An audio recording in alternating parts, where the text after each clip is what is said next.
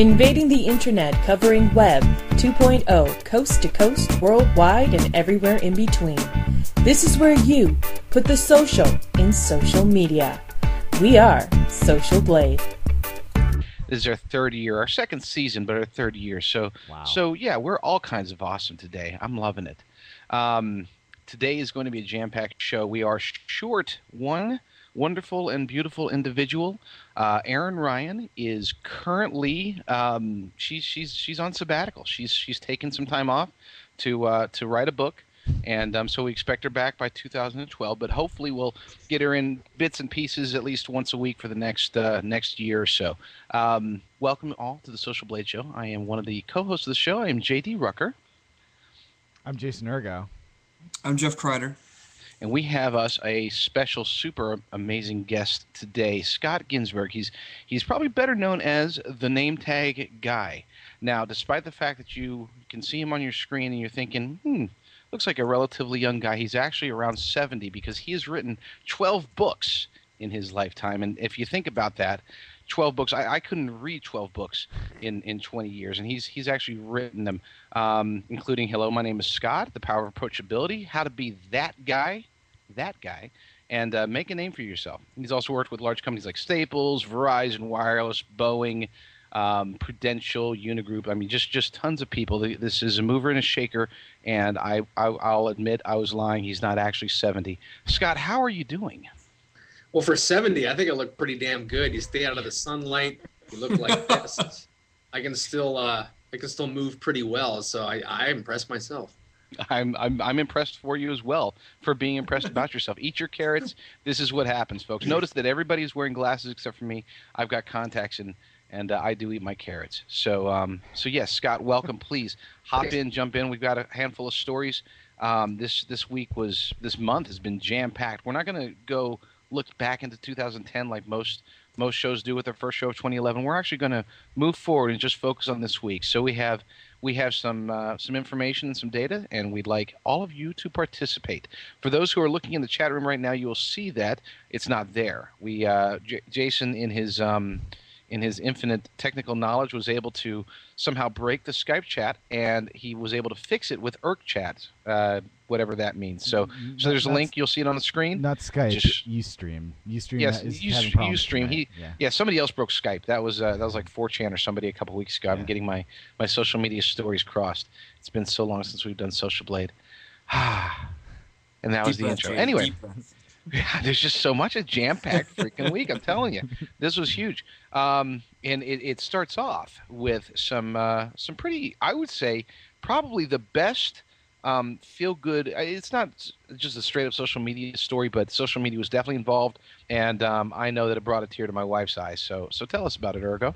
Yeah. So if you were paying attention this week, you would have seen this story about Ted Williams, who basically was this homeless guy that there were some that drove around, got a video of him, and as a result, he showed up on the internet and he got millions and millions of views, and he's kind of the thing he does. Thank you so much. God bless you. Thank you so much. God bless you. Thank you. And we'll be back with more right after these words. So basically, that's his little talent there. He has this radio voice. Just this amazing announcing radio voice, and he was living on the streets, got this video up on the internet, and actually Reddit, the community at Reddit, got a hold of it, and actually it says over 5 million views it received.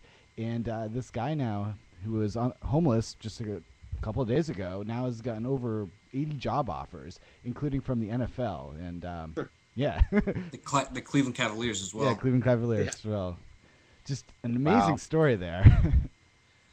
But I think, like, from our perspective, like, the biggest story here is just the journalistic aspect of it. Because the guy who took the video was a reporter, I believe, for the Columbus Dispatch. And he had run into this guy before, came back, shot the video. And instead of, like, doing a newspaper article really for it, it came and went online and then became popular. Like through Reddit and the various like social community channels out there, and it really, goes to show how far we've come in terms of journalism. And some homeless man on the corner, you take a video, shoot it off to, a community, it gets traction, and look where he is now. What's a newspaper? It's back in the 1940s. They were that's pretty much all I know. I think that they had stuff on them, and you could. That's what they used to watch their YouTube videos before they had iPads. Yeah, it's like a phone book, right? Right, exactly. Cool. I think I've burned them before in my past. Sure. So the moral of the story, I guess, is if you want to succeed, then go to the streets and show off your talents to hope that a reporter comes by. He does definitely. Ooh. So he had a voice for radio. He definitely had the looks and the teeth for radio. So I think this is an amazing story.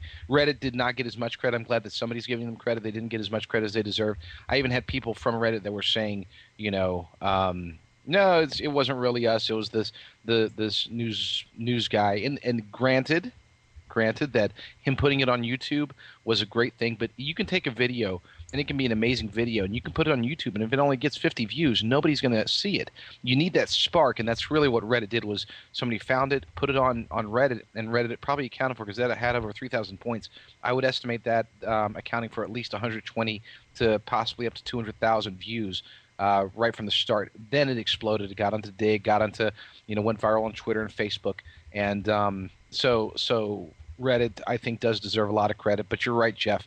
The fact that rather than taking advantage of it and turning this into some kind of news story, which now it obviously is a huge news story, he went social and went through YouTube, and that's a beautiful thing.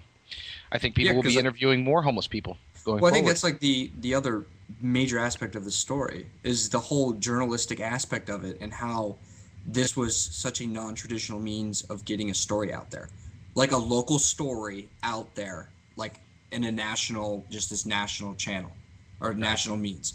And while it is like an awesome story, and it's right up the street from where I live, actually, just like an hour up 71. It's just neat that this reporter had enough know-how, or just social media savvy, and did it. I mean, I think you'll start to see a lot more reporters from here on out doing something kind of similar. And it's very unselfish of the reporter too, which I think is cool. Yeah. Oh, absolutely. We've talked about in the past how I think we even did a story about journalism and social media back in 2009, and about how journalists just weren't getting it, and they were getting beat to the punch by Twitter, getting beat to the punch by bloggers. I have zero doubt that at least 80% of the journalists out there are at least taking social media seriously. To what extent they're utilizing it is up for debate, but I mean, they're looking at it. They're checking Twitter. They're following everything. They're getting their stories and their information. They're looking on YouTube, and they're actually, in this case, utilizing YouTube as the venue rather than just the resource. So, good signs. Yeah, I mean, with the whole social media thing in journalism, it's almost, they've come under fire. Their profession's almost come on fire, because anyone can be a journalist now. Sure. And anybody can be a publisher. All you need is a blog or a Twitter account or even a Facebook profile, and you can publish. So, journalists scrambling to find ways of keeping their industry much more relevant and, keep themselves employed. I think this is definitely a step forward in the direction for journalists as a whole. Because it shows, this guy Doug found a story and made it popular through non-traditional means. Yeah, he befriended the current as opposed to trying to swim against it. And he went against the grain. Yeah, he befriended it, and it worked well. And I think it's cool because it's kind of a reverse. It used to be you get interviewed by the newspaper, and then maybe social media would pick you up. Now it's kind of reversed, and they're kind of the default go-to place, which I think is kind of cool that it worked in that way. And as well, it proves that the key to online is offline. Oh, absolutely. Oh, yeah. No, I totally agree, because I think sometimes we forget that, the human brain, matters more than like what's actually going on. People, how can I put this? People spend too much time like on the actual channels trying to decipher the channels, when actually like what is actually happening off the channels is what matters in a way. Yeah, absolutely. That's why I've actually started scheduling the second Tuesday of every month to leave the garage and get off the computer for 30 minutes. Cool. So, So I'm hoping I'm going to take my camera out and I'm gonna try to experience life and create content, not just live it in my little confines. It's hard to rule the world from a desk. You know, I didn't think it would be so much. I thought if I surrounded myself with enough computers and had my wife bring me in Starbucks coffee every now and then, that I'd be fine. But then I had totally not taken into account the bathroom aspect of it. But hopefully we'll be able to. Ma, bedpan. Nice. I need to be changed. Bathroom. Bathroom. Now, what you guys don't see is that I actually don't have a chair. I sit on a toilet. We had one moved into Wow, the you garage. use a toilet? It took money, and I'm sorry. You use a toilet. It's amazing. I should upgrade. Yeah, no, it's good stuff. It get it padded, and it doubles as an office desk. It's just wonderful. I have a string I pull here, and it'll flush for me. So that's how I roll. I had to do this because I get so hooked on certain sites, Twitter, Dig, Reddit, Stumble Upon. But one site in particular is I hadn't really heard of until earlier this week. There's a site called Facebook. I don't know if you've heard of it, but apparently they're worth like $50,000 right now, which just blew my mind. Billion, JD. Billion. $50 billion. That's amazing. So He got it. I couldn't get it.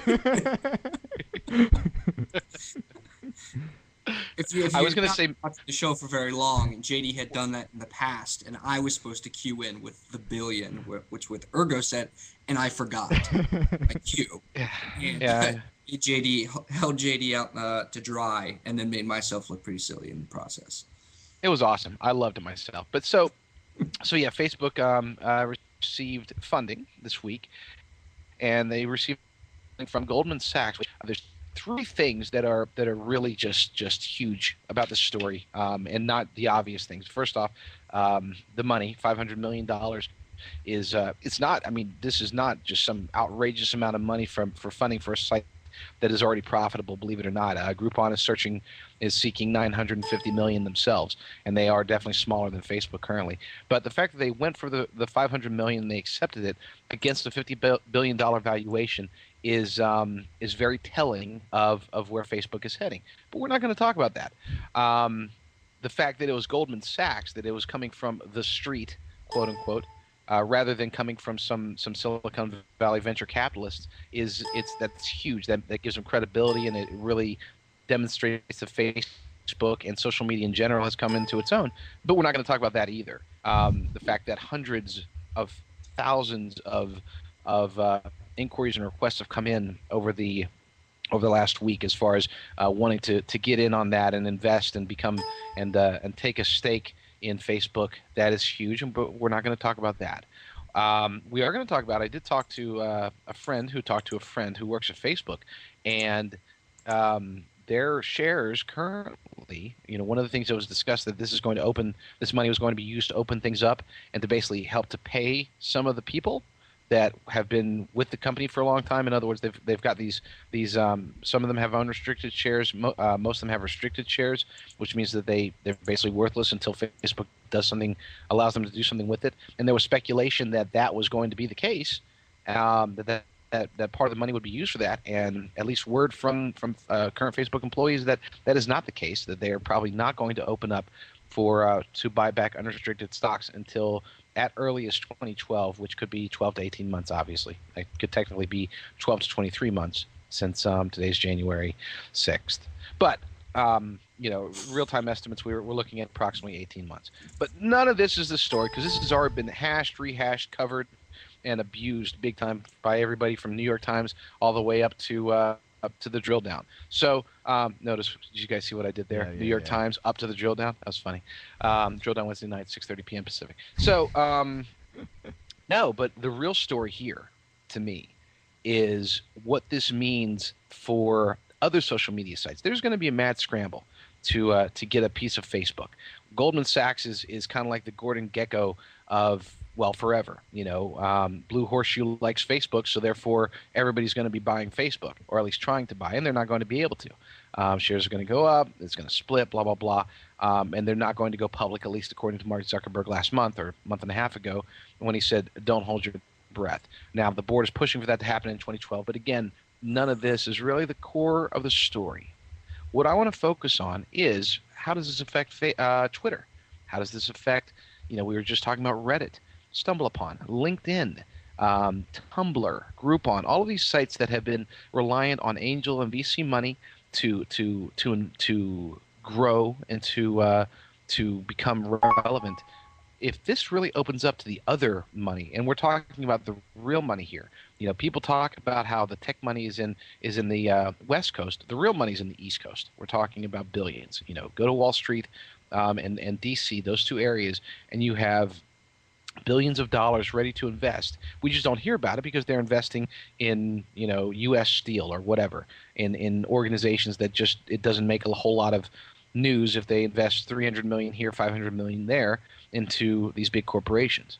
But now Facebook, on the other hand, and the social media site, which is technically speaking, there's zero tangible product involved here. What does that mean? It means that social media 2011 is going to be a year of humongous investment. The tech bubble that people have been talking about is actually, I think, it needs to be narrowed down more to the social media bubble, which I believe that is what's getting inflated. Now, will it pop? We don't know. Nobody knows. I'm sure, well, somebody probably knows, but apparently Goldman Sachs doesn't think that it will, at least for Facebook. I would expect it won't to pop. see It'll lots of dissolve. investments.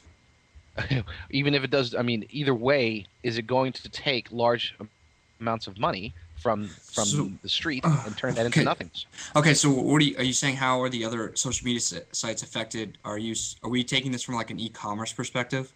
No, how... I'm saying no, definitely not. A lot of people are going to try, including I think Foursquare and other sites, but it's not. Facebook is going to have e-commerce locked up within 6 months, in my opinion. What I'm suggesting is finding the revenue model. There are other revenue models out there outside of e-commerce. Are other investors, and I'm not talking about angels and VCs. I'm talking about real money investors over on the East Coast. Are they going to start paying attention to social media and investing into them? Full scope, or basically, are they going to compete against the San Francisco VCs and the Orange County Angels and all of that stuff? It sounds like biker gangs, the OC Angels. So, are they going to be competing against them, and will they be investing their old school money, we'll call it, instead of just everybody relying on the VCs? Well, I think this move is just really all about trying to remain as relevant as possible for as longest period of time. I think they are really, Facebook is really trying to do, they're why we all think Facebook might not, go away or disappear or just, be gone next year. I think they feel like it's a possibility. It's a strong possibility. And I think they're trying to maneuver themselves to really outlast this next year and a half, which I think is going to be really telling as the novelty of Facebook starts to dwindle off. How is Facebook going to be viewed, or how is it going to be viewed? And I think they're really trying to position themselves to outlast this next year and a half and be a relevant player, probably the most relevant social media site that we've seen. Mm-hmm.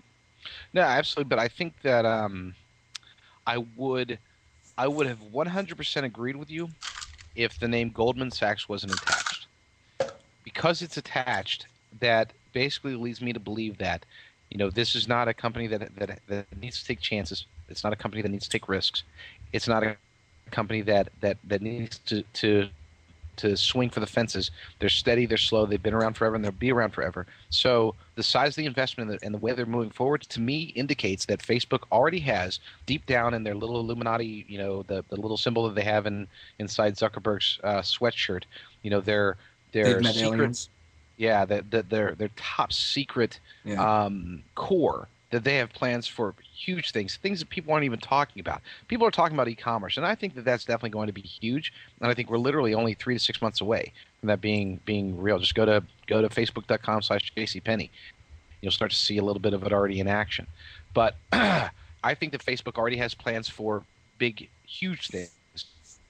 And I'm just going to toss out some random things to I'm not predicting these, but this is the scope and scale that I think that it will be looking at. I can imagine Facebook TV or a Facebook channel. I can imagine Facebook events that are more than just online stuff, to where, for example, charity events where Facebook is able to gather rock stars and is there rock and roll anymore? I don't listen to music. They're going to get Justin Bieber and take him on tour and fight hunger in Africa, a la We Are the World, which is a great song. Yeah, but these things are like this is the thing with Facebook, is what they did well was they did one move and did it really well. Yes. Learned one move, which was the profile, the wall, and just interacting with the simplicity really well. And if they keep spreading themselves thinner and thinner and thinner and thinner and thinner and trying to do more and more and more and more and more, they sort of lose that. I mean, do you think they can handle it? Yes. Do you think they're going to become like this conglomerate of it just expanding horizontally and vertically and just taking over a ton of things?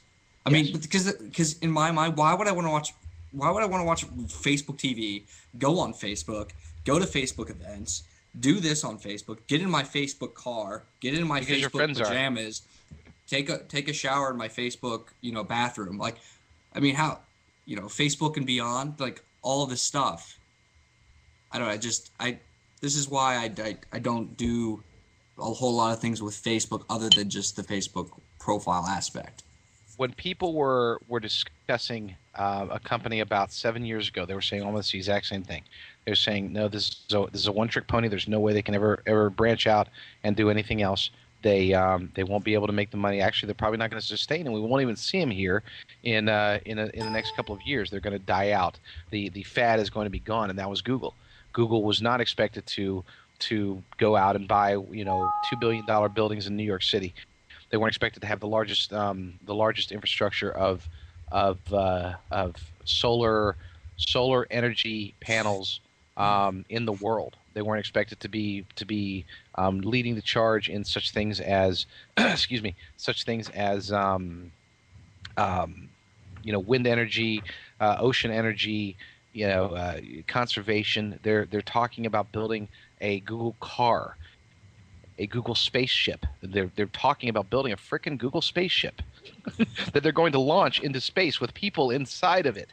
And this is a company that currently Facebook's estimated revenue is higher than where Google higher proportionally, even taking into account cost of living and inflation, higher proportionally than Google's was back in 2002. Yeah.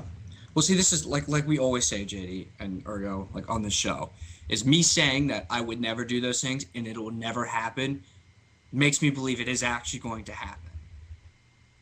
Because it's the least likely thing. Like JD used to say all the time, it's the least likely thing that we believe is going to happen will in fact happen.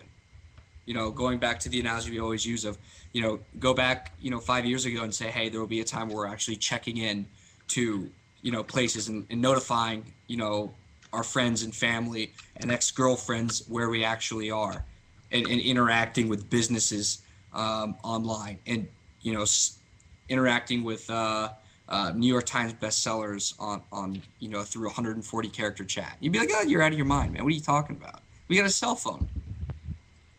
So, why we don't think, why I sit here and say it's not, I wouldn't do it. That just leads me to believe it actually may happen. Scott, Facebook 2012. Are they Facebook bigger or smaller? Well, it is the third largest country in the world. China, India, Facebook. So I don't know in terms of population where it's going to go, but I think it's interesting to think about how much they're going to expand their role repertoire, because there's a fine line between spreading yourself too thin and diversifying and doing more to reach more people. So I don't know where that intersects. I mean, I don't know where they start doing too much where people are like, all right, Facebook, that's enough. This is the thing. Look at P&G. Like they did the same thing. They went vertical, they went horizontal, and what happened? They became slow. and they're stuck. P&G is actually headquartered right in my hometown, actually, and they've become slow. They're stuck because they're so big and they're so massive that when they're trying to reinvent themselves, when they're trying to stay up to date, when they're trying to do all these things, it takes so long because there's so many moving parts and so much red tape, and you bog yourself down.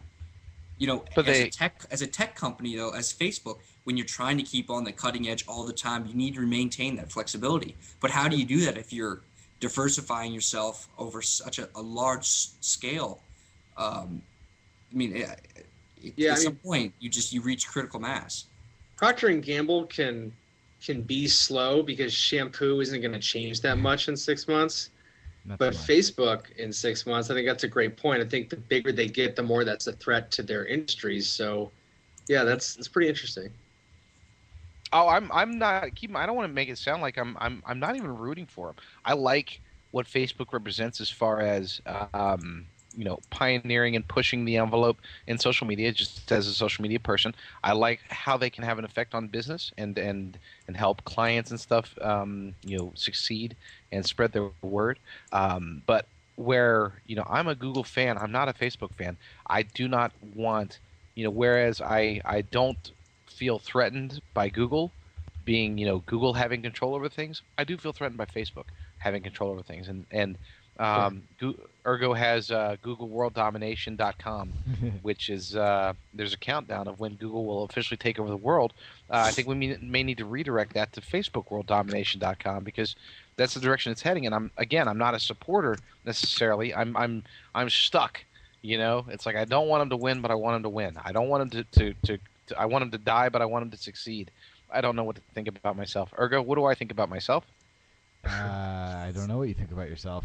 Exactly. You think you're awesome. That's what you think about yourself. I'm awful. You know, but Facebook does have certain weaknesses. Even though it has 600 million users, it is only the second largest traffic generating social media site, at least according to StatCounter. Right, Jeff? Yeah. Earlier this week, StumbleUpon came out and said that they had surpassed Facebook for the amount of social media traffic generated. Basically, StumbleUpon is sending more users to websites than Facebook, which is incredible considering that StumbleUpon has 12 million users and Facebook has, you know, over 500 million subscribers as well. But what the other side of the coin with this is the amount, like the quality of traffic. While yes, they are sending tons and tons of people to websites, you know, what is the quality? A lot of people are saying, yeah, I get a lot of traffic from StumbleUpon, but you know, they have a bounce rate of like 95%, or they're only there for, you know, 10, 20 seconds. So this brings up a good point of, you know, yes, they are giving you tons of traffic, but it's not really quality traffic. So as I was saying before we went to commercial break, that I've just over the past couple weeks really gotten into StumbleUpon, and even went as far as to say it's like a weekend love affair. So I hope it lasts. But I have to say, I could completely agree with what people are saying there in terms of quality traffic, because even when I'm stumbling through the stuff that I really want to stumble through, you know, specific topics, I'll be there for like 4 seconds, leave, you know, 10 seconds, leave, just to browse real quick to get what I find.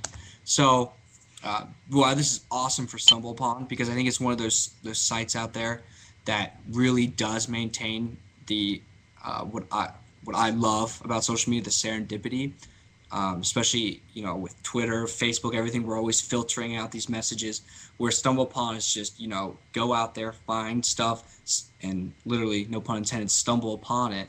And it really maintains the serendipity that, you know, myself, I look for, and I know a lot of other people out there share the same mindset.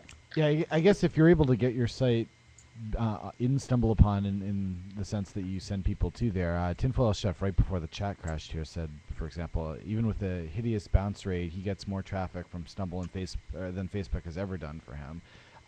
But I guess, if for some reason you get 100 people from StumbleUpon, maybe one of those people might actually stay and look around. If you're not getting any from Facebook, it's definitely worth it. If you have a website, I definitely.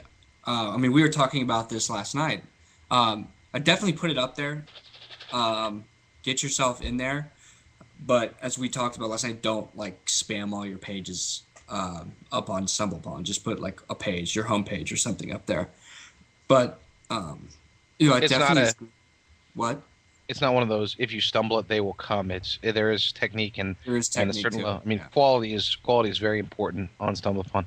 Scott, have you ever used Stumble? I have limited experience with it. I'd imagine it's like a lot of things. It's not if you stumble upon it, they will come. It's if you're awesome, they will stumble upon you. There you go. And that is true. I think traffic is somewhat of an outdated measurement. It's great for advertising, and a lot of people use it to support people's payment of advertising. I get asked, I get a lot of traffic. I don't know how much. I don't care. I know it's a lot. It's not the currency, and everyone has their different currency. In terms of blog traffic, website traffic, I know I get a lot of it. I don't know what it is because I don't measure it that way. So when someone's like, oh, how much traffic do you get on your blog? I'm like, I don't know, but I know I get, 30 to 50 emails from complete strangers every day that read something that want more information. And to me, that's permission, that's engagement, that's what matters. That's true. Yeah, I'll use this analogy. It's going to be an automotive analogy, but when you hear car dealers advertise that they are the number one volume dealer, or the number they sell the most cars, and they actually advertise that to you, the customer, that means nothing to you. Why in the hell does it matter if you're the number one store who sells the most cars out of all the other Honda stores or Chevy stores or Ford stores? You could give two flying Fs about it. Right. It doesn't matter to you. It's one of those things. I completely agree with you. The traffic I think it's a really overrated statistic, especially if you have a bounce rate of 95%. Right. Even open rate is kind of. Average open rate is about 22% on email, direct mail, and that doesn't mean anything. It's especially from a writing standpoint. As a writer, what I've learned is that writing is not persuasive until someone takes action upon what they've read. So, other than that, you're just winking in the dark. Yeah, absolutely. It's just it's the quality thing. Going back to the automotive thing. Okay, you're the biggest. You sell the most Hondas in your entire city, but how many of those customers are never going to come back to you because you treated them like crap? It's it's the whole quality thing. Sure. So, there's another thing though that I know that as an example, one of my blogs falls into this category. It is it's the eyeballs. When you have a site, you put time into it and you put in your writing, and it's not business oriented. It's just a matter of you want people to be exposed to your message. For example, you take a great picture, you make a nice video. Just as an example, we will be posting this segment on YouTube as a separate standalone segment, and we'll be stumbling it. And our goal is that we hope that people who watch it will like it, enjoy it, and thumb it up. And so hopefully more people will see it.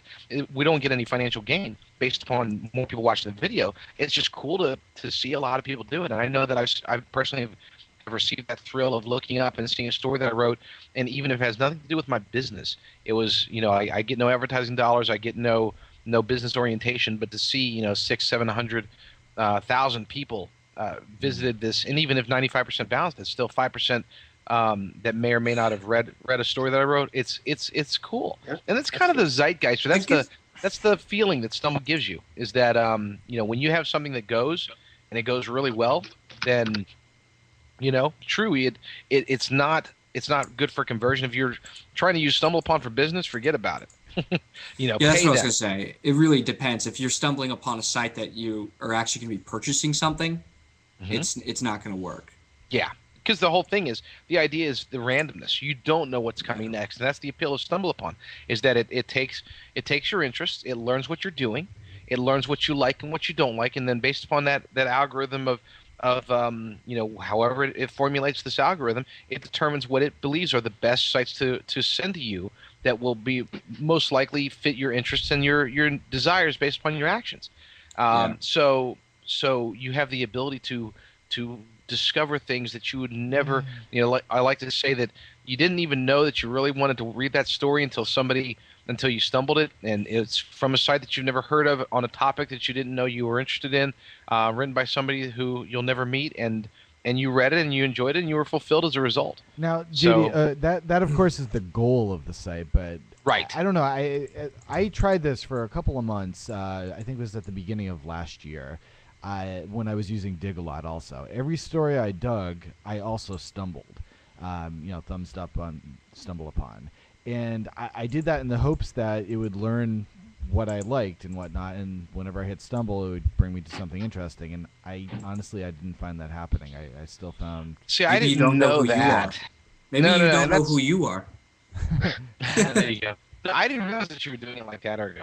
That's one aspect of the stumble algorithm, is that it learns most not based upon what you're thumbing up, that you find elsewhere, but based upon your activities and your actions, that it disperses to you, because it doesn't know how to treat a story, particularly from another social media site.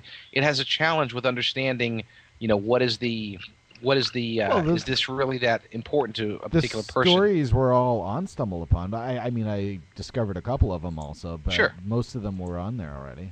But it's still it's kind of like you were pulling it instead of pushing it, or pushing it instead of pulling it, or being pushed, whatever. Somebody think of an excellent analogy, and then from there it's I don't know. Maybe that's just a fault with the system then, because sure, to me, if you want to be able to, get the most use out of something, you want to be able to train it how you want to use it. And I guess that isn't how. Well, Jeff likes Stumble Upon, Ergo does not. So we're going to have a debate, but not right now. Well, and the best thing about Stumble Upon is you don't have to worry about right now stumbling across a middle-aged man sitting in front of his webcam wearing a tuggy. I'm not middle-aged. We're not using... This isn't chat roulette. This is Stumble Upon. Exactly. There you go. Beautiful. Well, with that said, excellent topic there. Now let's talk to somebody that I think we all agree on is very interesting, very surprisingly extremely humorous, and with a concept that just absolutely blew my mind when I first heard about it. He is the name tag guy. Scott Ginsburg, how are you doing? It's about 26 minutes past my bedtime, but I'm great besides that. Excellent. Bed is for, social media never sleeps. And so I do. I don't know if they told you ahead of time, but this is a 6-hour show, so I hope that you have plenty in store for us. We'll need you to keep us going for the next 5.5 hours. Sure, I got a 2-liter Mountain Dew. I'm ready, man. Bring it. Red Bull it up. So tell us a little bit about yourself. Well, let's see. 3,718 is the number of days I've been wearing a name tag consecutively, and it started out as an experiment to, make some friends, meet some girls, and only one of those worked. So I continued on and wrote a book about my experiences when I got out of college, and then started my publishing company kind of with the intent to write, and then people requested me to come talk about it and to do some workshops and seminars and ultimately consulting, and continued to grow the publishing business since then. So it's been about 10 years. It's been an evolution, and you couldn't pay me not to do it. Awesome. Well, that ruins everything, because I was going to ask you how much it would cost to pay you to not do it, but I wouldn't do that because that would have been wrong. I don't know. Brett Favre got, what was it, like $20 million to not play? Yeah. Yeah. Well, how did you come up with the name tag? Well, I was at a seminar where people had name tags on, and there's that moment where everyone kind of throws it away. So I look into the trash can. I'm like, I'll just keep it on. And that's kind of the way my brain works is, what could I do that would be the opposite of everybody? So I leave it on and, sort of experimentally. So when I give a presentation, the first image I show is the trash can full of name tags, and I ask people to think about what they see, because you can see trash or you can see treasure, you can see garbage, you can see opportunity, and I think all entrepreneurs need to think about what they see when they see things, and to me, that's what an entrepreneur does. They listen for opportunity, and that's kind of where it came from. Yeah, it's really cool to see, some of the most successful people in social media kind of have their own thing that makes them, remarkable. Like we had Mike Stinger. He's actually a pretty good friend of mine. He lives down the street. His biggest thing is what makes him unique is his pink hat. He always wears a pink hat. Right. We've had other guests on the show where they all do very unique things to just separate themselves, and it really is fascinating to hear how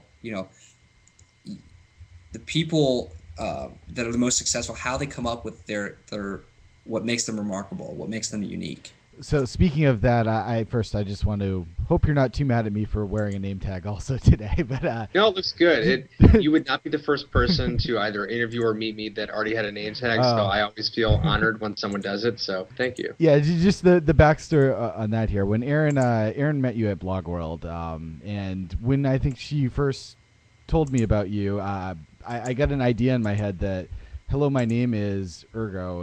It sort of sparked something. I do videos on YouTube, and I just posted a video last night basically saying, hello, my name is Ergo, and I'm from the internet or something like that. And nice. I finally got it done, and I went out and got the name tags and everything. Just it looks good on you. Time, but yeah.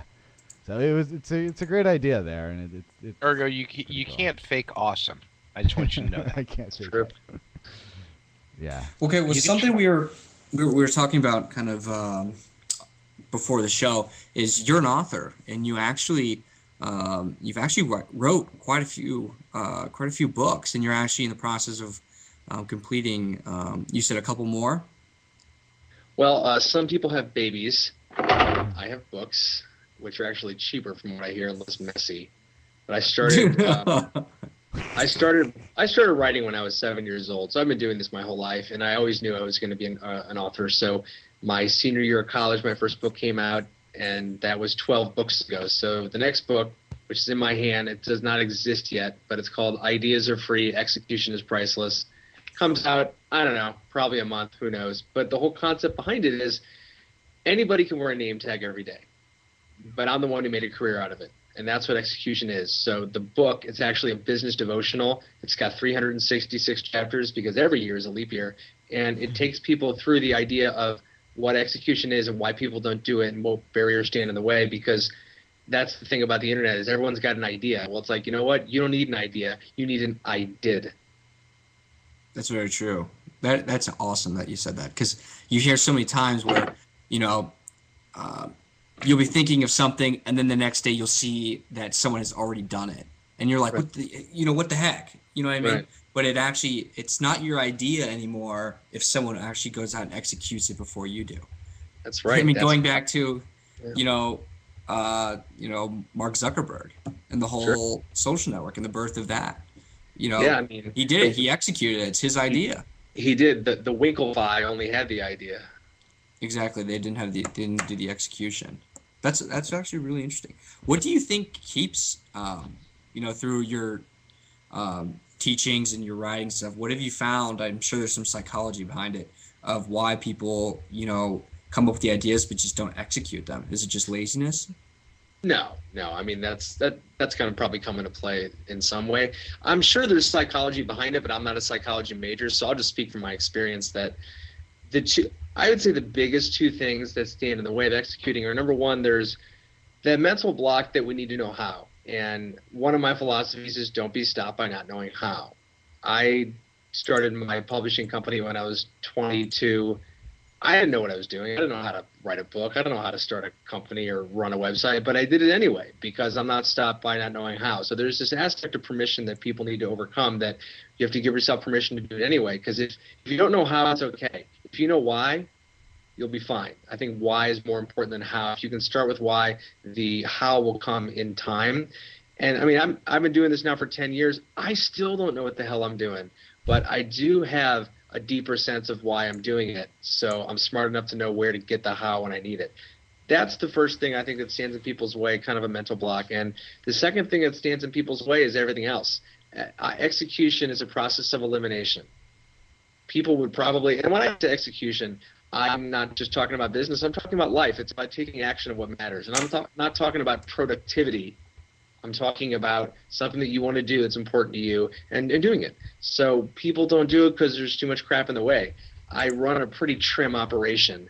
I work alone in my home, and I do the things that matter, and that's it. I don't have redundancies in my business, and the reason people do not execute is because they're wasting their time on stuff that doesn't matter, doesn't focus on their number one goal. Like one of my friends the other day was talking about how he hired someone in like India to check his email for like whatever $2 a day or something like that, and I get the idea of delegation, but the best way to delegate is to not have it to delegate in the first place. Like I think people invent things to delegate to preserve the illusion of productivity, and all that's doing is standing in the way of executing. Oh, that's a quote. Can I quote you on that one? That. Yeah, I tweeted that a couple weeks back. People invent things to delegate to preserve the illusion of productivity. Please go ahead and tweet it. Yeah, I am on that. Scott Ginsburg, perfect. That's perfect. Go on, Gene. Yeah, go ahead. I was just going to ask, what is tell us? You writing books, wearing name tags, speaking. You're obviously you've got a full schedule. What does your work week look like? And I'm not don't walk us through exactly what it is, but I mean, I guess my question is, are you working like 7 days a week, 16 hours a day, or something to be able to keep up with this? No, I tried that, and that led me into the hospital, so I gave it up. Yeah, I mean, in terms of my week, that varies. I mean, if I'm giving a speech on like a performance day, which is, I mean, I do, I don't know, maybe 4 presentations a month, so it's a nice balance. Performance days don't count because that's different. But it's sort of a standard work day, and travel day doesn't count either. But a standard work day, I start work at 4 or 5 in the morning, and I do that for 2 reasons. Number one, successful people get up early. And number 2, that's my best creative time. I work well when it's cold, dark, and quiet because I don't have anything to listen to but myself. So that's when I do a lot of my work. And I put in about 4 to 7 hours a day writing because I'm a writer. Writing is my occupation. It occupies my time. And the rest of the time I might be working on projects or shooting video or, I don't do meetings. I don't do crap like that wastes time. So I have sort of a built-in structure, but I also have enough freedom throughout the day to let what happens organically and to allow things to progress. So I think it's that balance, especially as an entrepreneur, a home-based entrepreneur. You have to have structure, but you also have to have freedom to allow things to just happen. Yeah, I'm completely buying what you're saying there. I'm the same way. My most productive moments are either really early in the morning or really late at night. And at work, I actually brought in my own lamps because the fluorescent lighting they have there was like this is stifling and the walls are like seafoam green. It's awful. So I nixed that, got a bunch of plants, and then got little lamps to set up everywhere to get the juices flowing. But I completely understand what you're talking about, or get what you're saying about the why before the how and the what. I actually wrote a short article here on Social Blade about that, and getting people to understand that before they jump into what I use with social media is understanding why you're on there. And that's exactly what you're talking about. And I concluded with, when you're able to answer the why, it makes the how and the what that much easier. Yeah, it's kind of, it just shows up. It's kind of cool. There's a cool exercise that I did. I do kind of a company retreat. And by company, I mean me, but it's a company retreat. I do it every year, kind of evaluate and plan. And I don't write plans, but I like to reflect. And I did an exercise that I got a couple of my colleagues and some friends of mine to do just as an experiment. And it turned out to be pretty sweet. So it's 3 questions. Who am I? What do I do? Why do I do it? And you answer each question 100 times. I'm sorry? Who am I? 100 times. Yeah, and so it's 300 answers.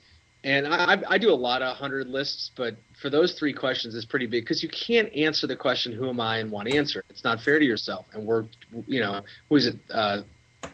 Victor Hugo says we contain multitudes, or whoever said that. We do. We can't limit it to one answer. So if we can do, who am I? What do I do? Why do I do it? 100 times each. You learn a lot about yourself, and you really kind of pinpoint the value you bring, how you bring it, and more importantly, why.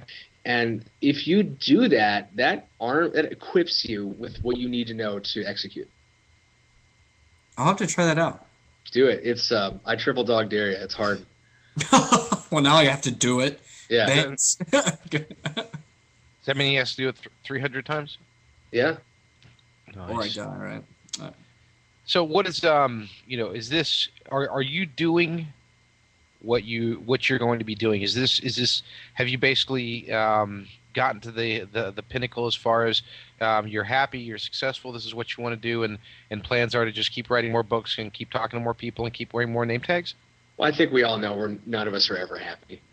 So it's never enough, and there'll always be something more and something bigger, and there are certain things that I will always do. But who knows? I mean, books are not – I read in the New York Times about 2 months ago, books are not going away, paper is going away. And that physically caused me pain just because as a writer, the best part about being a writer is doing this. It's just smell it. I'm sure when you have kids, same thing with like your children's poop. Like you love to smell it.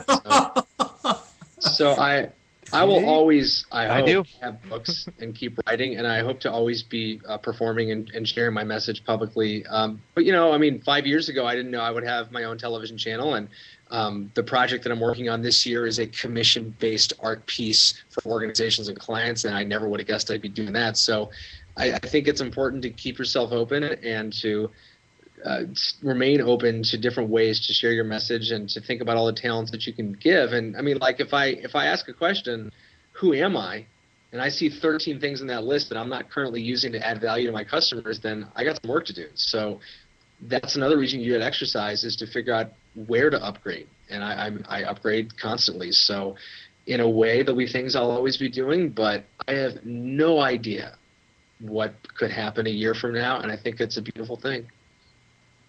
I wonder if Yankee Candle makes a stool-scented candle. That would probably. You know what they make? Harry Potter makes booger-flavored jelly beans. Yeah. They sold those at movie theaters when they came out. For real. So who's to say we don't? I mean, there's a whole fetish for that.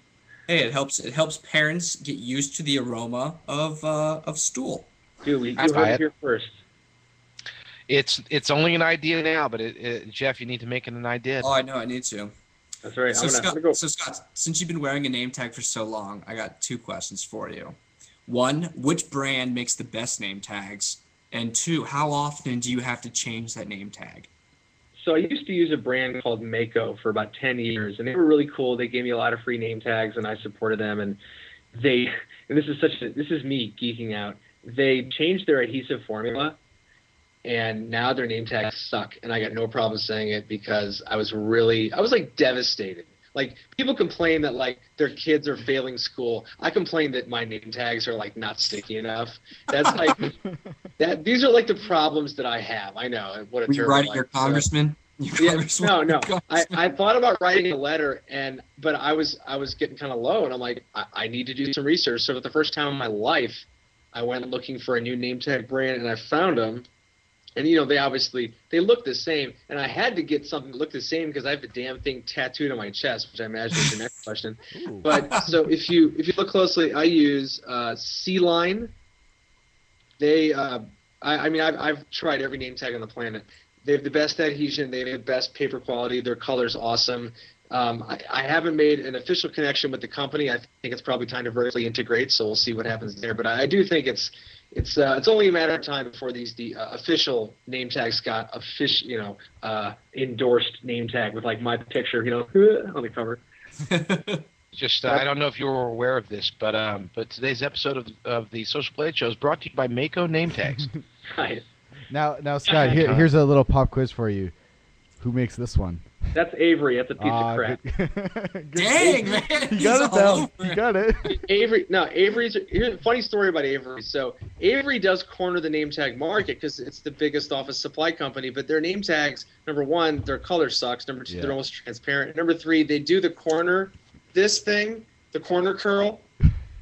And people hate that because they're so terrible. So when I was in USA Today 7 years ago, Avery writes me a letter. They say, "Thank you so much for using our name tags. We're so honored to have you. If you ever need any name tags, let me know." So I write him back and I say, "I don't use your name tags. Your name tags are terrible. Don't assume that just because you own the market, you own me." So then I took a copy of that letter and sent it to Mako. Said, "I stood up for you guys. I need 100,000 name tags," and they sent 10,000, which is pretty good.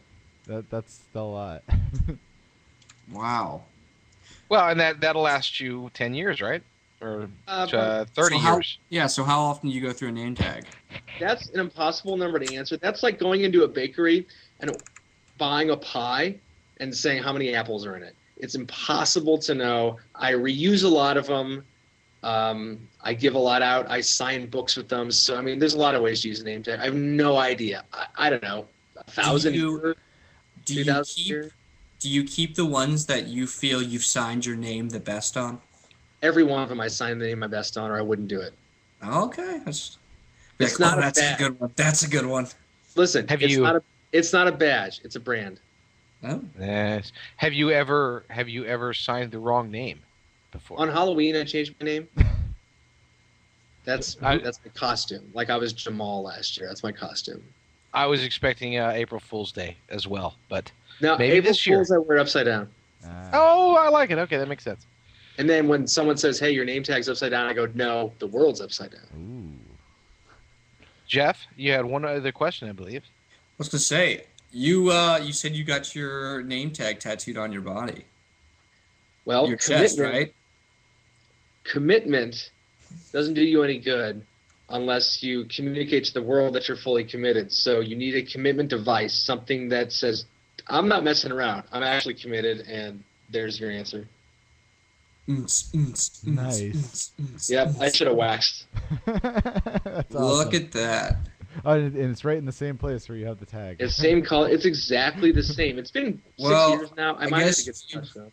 If you ever meet a female at the bar and things get good and you go back, she'll know your name. She won't forget your name. Well, I don't go to bars, but if I did and she calls me, Leroy, like that one time, that'll be pretty awkward.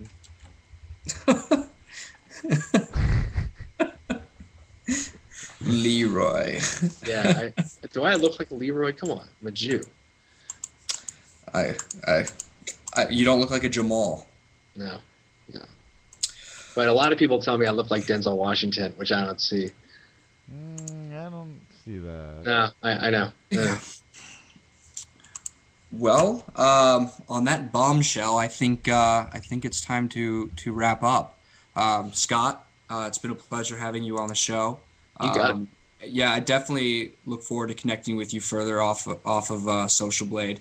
But yeah, I definitely think what you're doing is pretty cool, and I definitely have been thinking about what I want to do in 2011, and I really want to get into writing more. So I'll probably pick your brain offline at some point on how to, just get your mind focused on writing and stop your internal editor going clicking on all the time. But yeah, thank you very much for coming on. Do you have anything else you'd like to say? I'd like to say that 2011 is going to regret the day it ever met me. Nice. And where can our viewers find you on the web? Just Google name tag. Nice. Now that's strong. Just Google name tag. You should have a blog post titled that. I think I'm going to tweet that right now. Just Google name tag, and you'll see who we're talking to. It's a great idea. I also need you to send me the quote because my my memory is so bad, so bad. Yeah. Yeah. So yes, absolutely, Scott. It's been a pleasure. Your success. I wish you luck, but I don't think that you're going to need any. I think that you make your own. And that's I don't very believe nice. in luck. I don't believe in luck. Luck is an acronym for working your ass off. Luck is where preparation meets opportunity. Luck is the name of the dragon in the Neverending Story. Well, his Virgo, name is your turn. Falcor. His genus was a luck dragon. Right. Okay, that's true. That's true. So so I just got totally geek spanked by Wow. and I never lose. That's I can't go out like that, but I think I will. Ergo, you have to come up with a luck analogy. Mine failed. Jeff's and Scott's were epic. So what's yours? I got nothing. On that note, I'm he's even worse. stunned. He's stunned. On that note, we'll say good night and good luck. Remember that you can always follow us if you go to twitter.com/socialblade, facebook.com/socialblade, or youtube.com/socialblade. You can follow us, and you'll be our fan, our like, our subscriber, our name tag, whatever you want to be. You can be whatever you want to be to us, and we'll accept you as you are or as you want to be. Here, I'm feeling lucky, JD. How about that? There you go. Ooh, all right. Feeling lucky, punk. So that's perfect.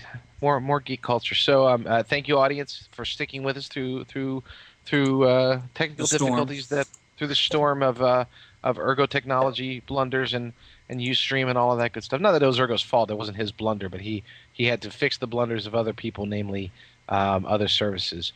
Again, for those who don't know, please, you just got to check it out. The best way for me to follow it is just go to name tag Scott. That's at Twitter, twitter.com/name tag Scott, or go to helloMyNameIsScott.com, and you can follow Scott Ginsburg and everything that he's doing. Scott, again, thank you so much for being with us. It has been a nice, a very entertaining and enlightening show. Don't forget that you can follow us via SMS, and that's not follow because that is incorrect. You can get updates. There we go. Know when we go live by subscribing to us for SMS alerts at j.mp/subus.